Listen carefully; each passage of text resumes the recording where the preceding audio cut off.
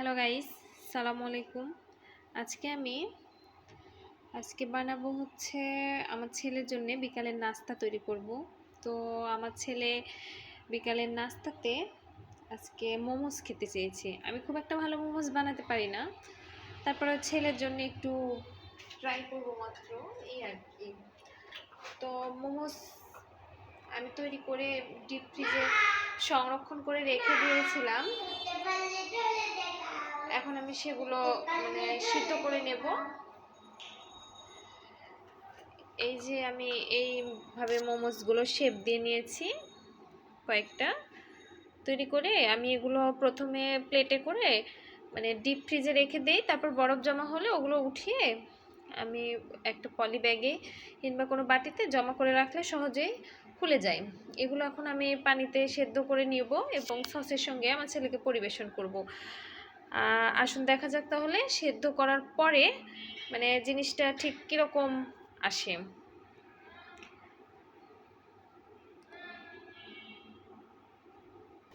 আমার পানির মধ্যে বলক চলে এসেছে। তো মোমোস সাধারণত মানুষ সবাই ভাপ দিয়ে করে, কিন্তু আসলে আমার ছেলে ভাপ দিয়ে করাতে ভিতরের কাঁচা ফ্লেভারটা পছন্দ করে না। তার জন্য আমি মোমোসগুলো এখন একটা একটা করে পানির মধ্যে ছেড়ে দেব।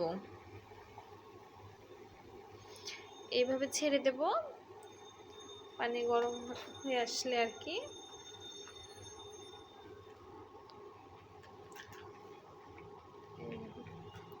এভাবে সবগুলো মোমোস ছেড়ে দিলাম।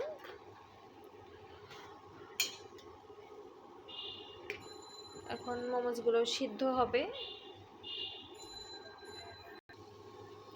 আমার নাস্তা অলমোস্ট হয়ে আসছে, এখন আমরা এটা উঠাবো।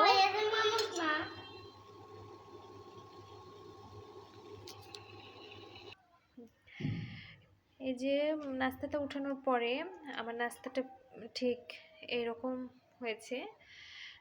শেপটা দেখতে আমার কাছে অনেক ভালো লেগেছে। আপনাদের কাছে কেমন লেগেছে অবশ্যই জানাবেন। আর আমি পুরা মোমোস তৈরি করা থেকে ভেতরের পুর তৈরি করা পর্যন্ত ভিডিও আমার চ্যানেলে দিয়ে দিব। তার জন্য আমার চ্যানেলকে সাবস্ক্রাইব করে আমার সঙ্গে থাকেন। আল্লাহ হাফেজ।